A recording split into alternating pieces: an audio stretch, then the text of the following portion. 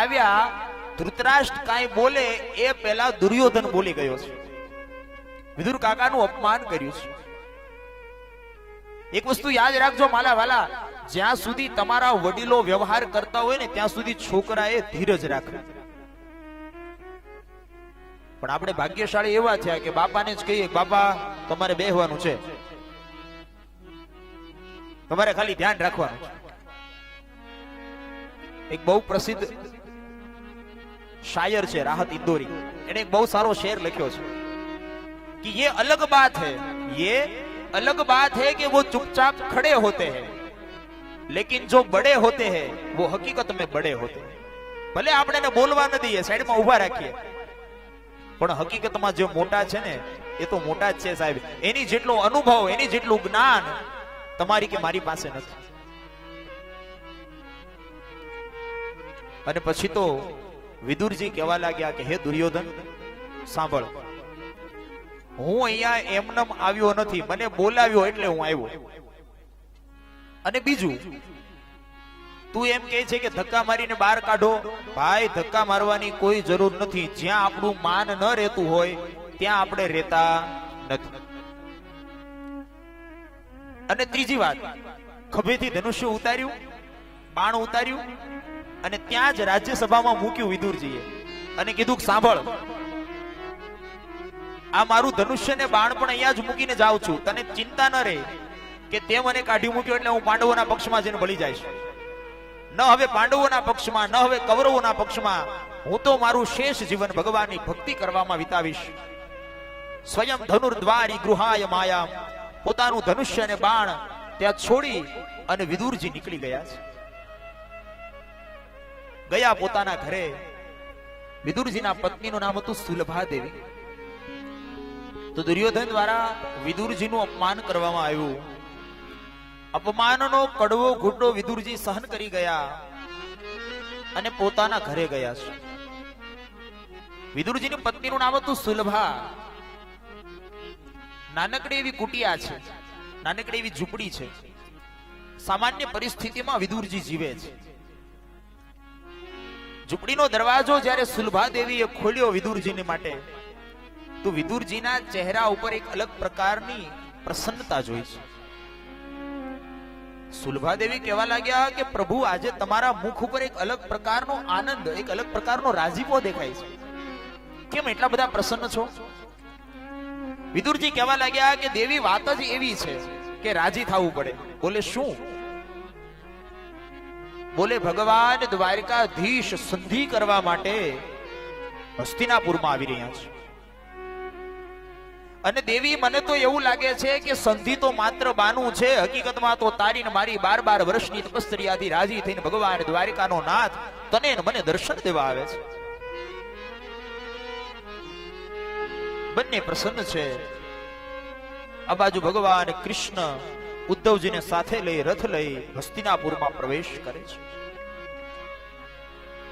હસ્તિનાપુરના એ રાજ્યની અંદર ભગવાન કૃષ્ણનું સ્વાગત થયું. સભા ભરાણી, કૃષ્ણ બેઠા, સભાસદો બેઠા. કૃષ્ણએ પ્રસ્તાવિક વાત કરી કે ભાઈ દુર્યોધન, આખું જગત જાણે છે કે પાંડવોની પાસે જે કાંઈ પણ હતું એ તમે કપટથી લઈ લીધું છે.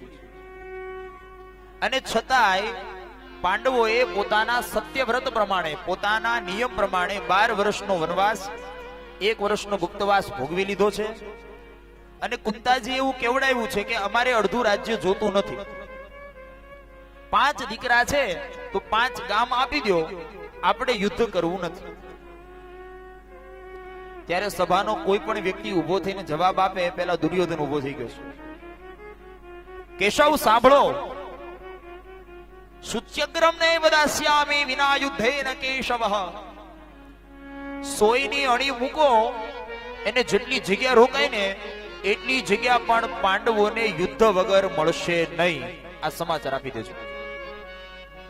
આવું દુર્યોધન બોલ્યો છે. ભગવાને દુર્યોધનને ઘણો સમજાવ્યો, પણ જ્યારે માણસનો વિનાશ કાળ આવે ને ત્યારે એના વિચારો સારા હોતા નથી. આપણે તેવી કહેવત છે કે સીતા સમાન સતી કોણ શાણી, પતિ પ્રતિજ્ઞા બહુ મેં વખાણી અને તુરંગ હણવા મતિ ભ્રષ્ટ કીધી અને વિનાશ કાળે વિપરીત બુદ્ધિ.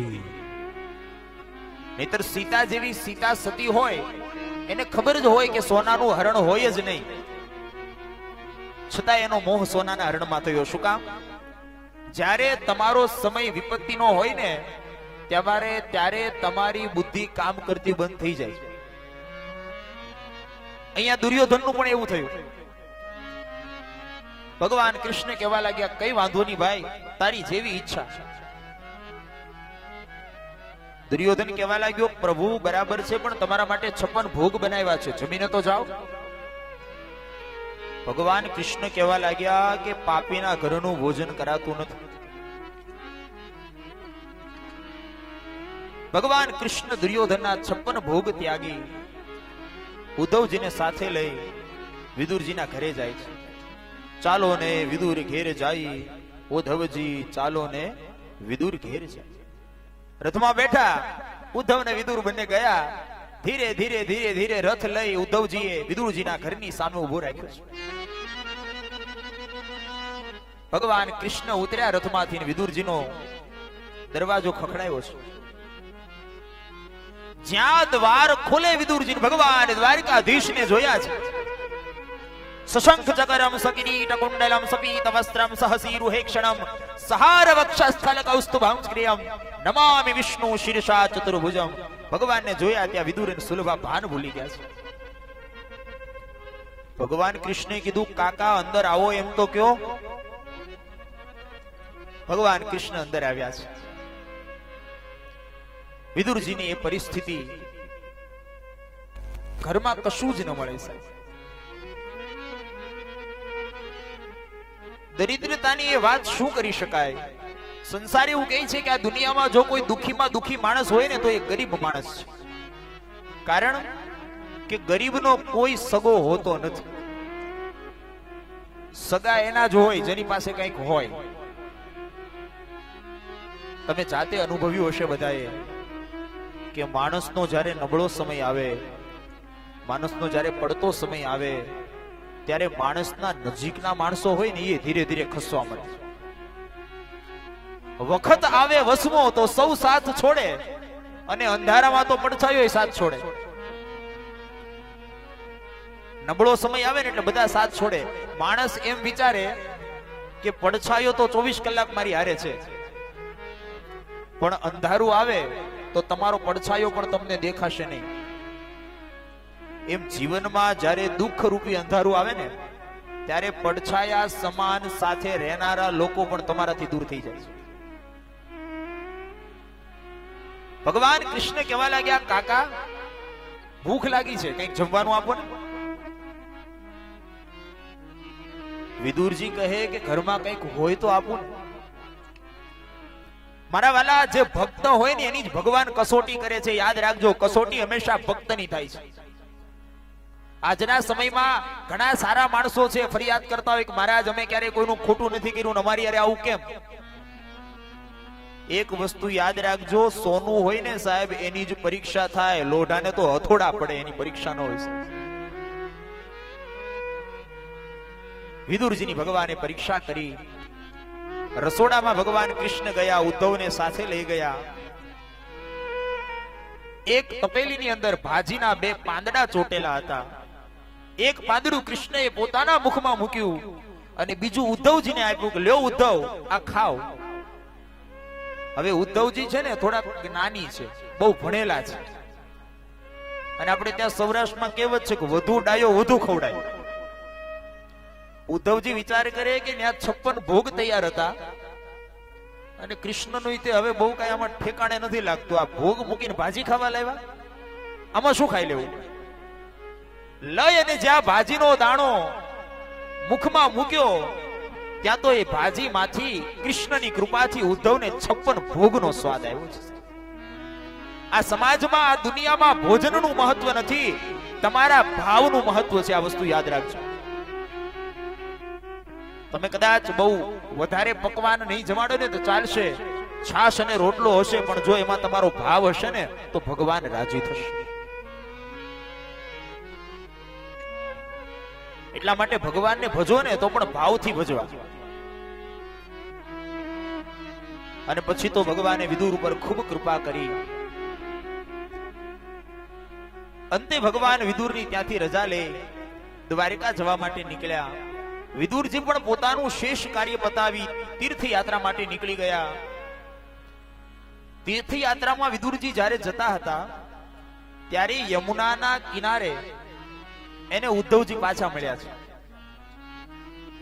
બંનેની વચ્ચે સત્સંગ થયો અને ઉદ્ધવજીએ કીધું કે વિદુરજી, તમારે જે જ્ઞાન પ્રાપ્ત કરવું છે એ જ્ઞાન તમને મૈત્રેય ઋષિની પાસેથી મળશે, માટે તમે મૈત્રેય ઋષિના આશ્રમમાં જાઓ.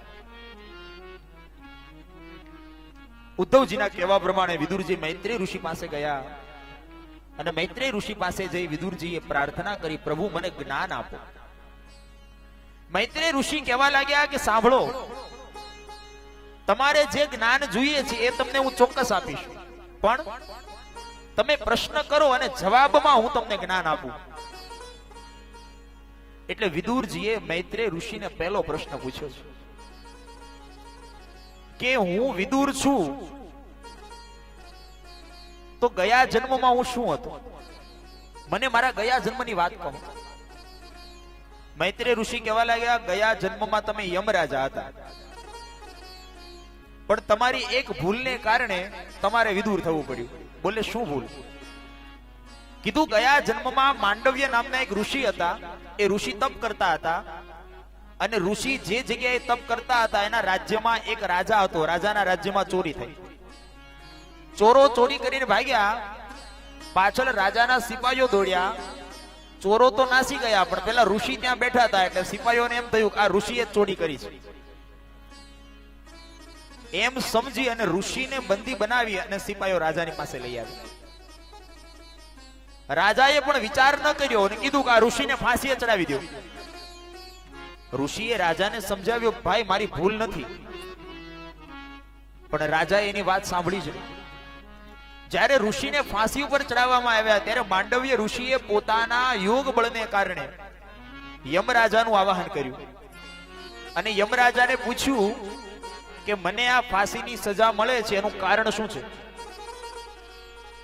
યમરાજાએ ચિત્રગુપ્તને કીધું ચોપડા ખોલો. ચોપડો ખોલ્યો એટલે ખબર પડી કે તમે 5 વર્ષના હતા ને ત્યારે તમે એક પતંગિયાને સૂળો ભૂંકીને મારી નાખ્યો. ત્યારે મૈત્રેય ઋષિ માંડવ્ય ઋષિએ સિદ્ધાંત બતાવ્યો કે 5 વર્ષ સુધીનું નાનું બાળક હોય અને કોઈ ભૂલ કરે તો એનું પાપ એને લાગતું નથી અને જો એ પાપ કરે તો એની જે સજા છે એ પણ એને સપનામાં આપવામાં આવે છે, હકીકતમાં મળતી નથી. આવું આપણા ધર્મશાસ્ત્રો કહે છે. એટલા માટે આપણે ત્યાં બાળક એ ભગવાનનું રૂપ ગણાય છે. માંડવ્ય ઋષિ કહેવા લાગ્યા કે યમરાજા આમાં તમારી ભૂલ છે, માટે હવે હું તમને શ્રાપ આપું છું કે તમારો આવતો જન્મ શુદ્ર યોનિમાં થશે. એટલે યમનો બીજો અવતાર વિદુર તરીકે થયો છે. આ પહેલો પ્રશ્નનો જવાબ મળ્યો. વિદુરજીએ બીજો પ્રશ્ન કર્યો, મહારાજ હજી એક પ્રશ્ન છે. મૈત્રેય ઋષિ કહે પૂછો ને. ત્યારે વિદુરજી પૂછવા લાગ્યા, મહારાજ સુખાય કર્માણિ કરોતિ લોકો નતે સુખમ વાન્યદુપારમં વા વિદ્યેત ભૂયા સ્તતએવ દુઃખં યદત્ર યુક્તં ભગવાન વદેન સુખાય કર્માણિ કરોતિ લોકો. મહારાજ આ દુનિયામાં બધાય માણસો સુખી થવા માટે કામ કરે છે. સુખાય કર્માણિ કરોતિ લોકો. આ દુનિયામાં બધા વ્યક્તિઓ સુખી થવા માટે મહેનત કરે છે પણ સુખી બધા થતા નથી અને દુઃખને કોઈ કંકોત્રી લખતું નથી છતાંય દુઃખ આવીને ઊભું રહે છે. આવું કેમ થાય છે? મહારાજ આ સંસારમાં વિપરીત ફળ શું કામ મળે છે? જેને જીવવું છે એ જીવી શકતા નથી, જેને મરવું છે એ મરી શકતા નથી. એક જણો કે મારે ગુજરી જવું છે એટલે ધાબે ચડ્યો 10મે માળે અને ત્યાંથી પડતું મૂક્યું, નીચે પડ્યો ત્યાં બેઝમેન્ટમાંથી એક શાકભાજી વાળો નીકળ્યો. એટલે ઉપરથી જેને કૂદકો માર્યો હતો ને એ પડ્યો, પણ કોના ઉપર પડ્યો? શાકભાજી વાળા ઉપર પડ્યો. શાકભાજી વાળો ગુજરી ગયો, પડ્યો તો એ રહી ગયો. આ સંસાર એવો છે કે જેને જે કરવું છે એ માણસ કરી શકતો નથી. જેને સુખી થવું છે એ સુખી નથી થતા. પૂજ્ય ડોંગરેજી મહારાજ એવું કહેતા કે આ સંસાર છે ને ઈ સમુદ્ર જેવો છે, દરિયા જેવો.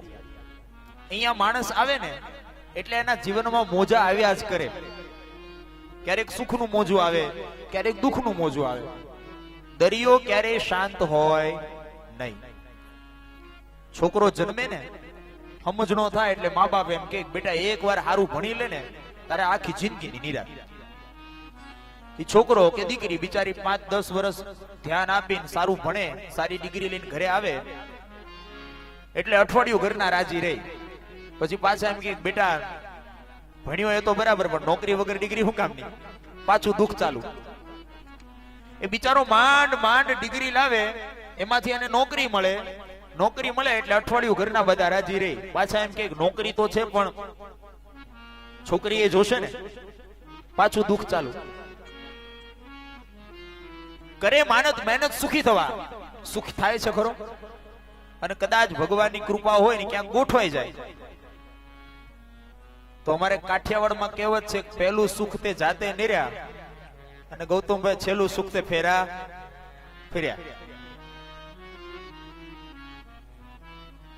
પણ હાસ્ય કલાકારો કહે ને કે હસે એનું ઘર વસે, અને ઘર વસે એ પછી કોઈ ન હસે. 2-3 જણા બેઠા હતા એટલે એક જણો કહેવા લાગ્યો મારી પત્ની છે ને બહુ માથા ભારે છે.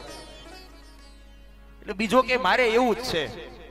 એમાં એક જણો આવ્યો કે આપણા ઘરમાં તો આપણો વટ ચાલે હો ભાઈ, આપણે કહીએ એમ જ થાય, ઓર્ડર છૂટે. એટલે પેલા બેને આશ્ચર્ય થયો કે સાલું આની પાસે કઈ એવી જડીબુટી છે, કઈ વિદ્યા છે? કીધું તારા ઘરમાં તારું કઈ રીતે ચાલે? બોલે હું એમ કહું કે ગરમ પાણી મૂકો એટલે મુકાય જ જાય. હું એમ કહું ડોલમાં કાઢો એટલે નીકળી જ જાય. હું એમ કહું ગરમ પાણીની ડોલ ચોકડીમાં પહોંચાડો એટલે પહોંચી જ જાય. પેલા બધા પૂછવા લાગ્યા કે આવું થાય ક્યારે? બોલે હું કપડા ધોવા બેસું ને ત્યારે.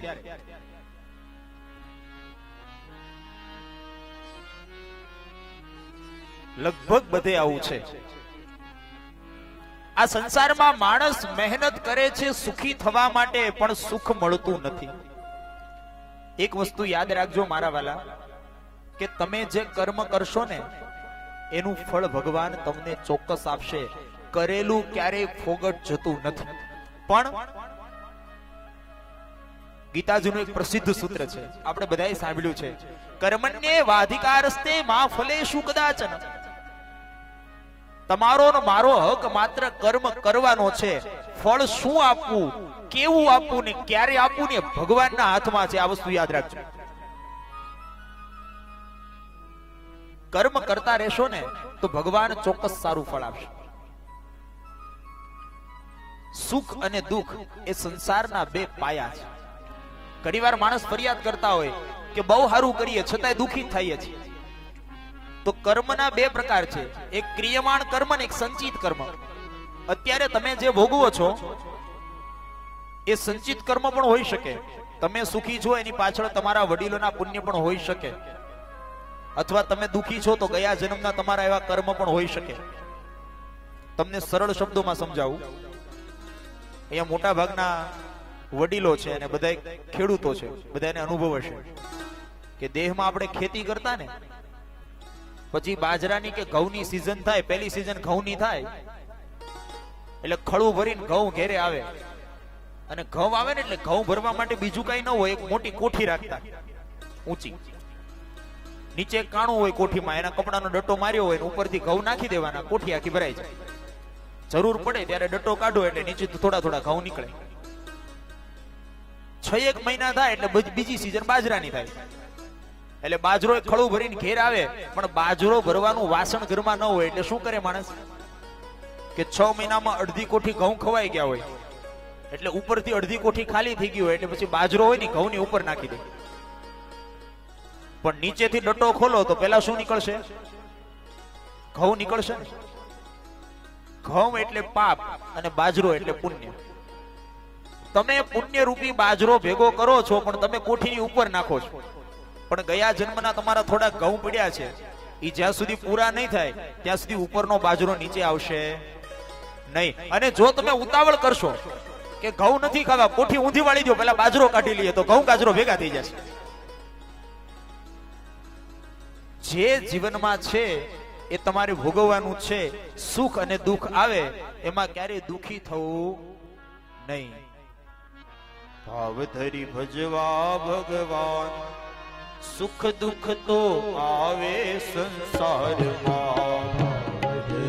ભજવા ભગવાન, સુખ દુઃખ તો આવે સંસારમાં. ભાવ ધરી ભજવા ભગવાન, સુખ દુઃખ તો આવે સંસારમાં. ભાવ ધરી ભજવા ભગવાન, સુખ દુઃખ તો આવે સંસારમાં. એ કરવું કદી ના અભિમાન, સુખ દુઃખ તો આવે સંસારમાં. કરવું કદી અભિમાન, સુખ દુઃખ તો આવે સંસારમાં. એ દુઃખથી ડરવું નહીં ને હિંમત નો હારવી. દુઃખથી ડરવું નહીં, હિંમત ના હારવી. એ દુઃખથી ડરવું નહીં ને હિંમત ના હારવી. દુઃખથી ડરવું નહીં, હિંમત ના હારવી. એ હળવેથી જીવનની હોડી હંકારવી. હળવેથી જીવનની હોડી હંકારવી. એ હળવેથી જીવનની હોડી હંકારવી. હળવેથી જીવનની હોડી હંકારવી. એ સોંપવું પ્રભુને સુકાન, સુખ દુઃખ તો આવે સંસારમાં. પ્રભુને સુકાન, સુખ દુઃખ તો આવે સંસારમાં. એ ભાવ ધરી ભજવા ભગવાન, સુખ દુઃખ તો આવે સંસારમાં. ભાવ ધરી ભજવા ભગવાન, સુખ દુઃખ તો આવે સંસારમાં.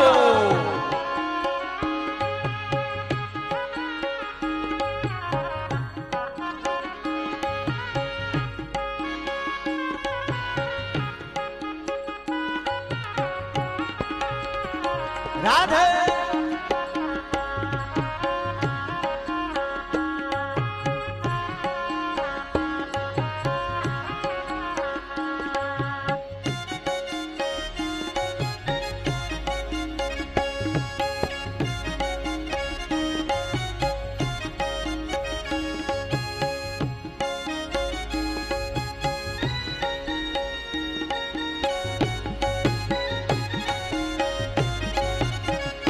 જય હો.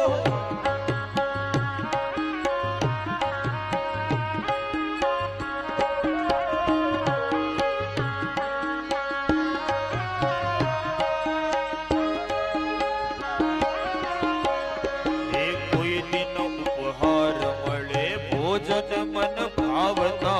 કોઈ દિન ઉપહાર મળે ભોજન મન ભાવતા.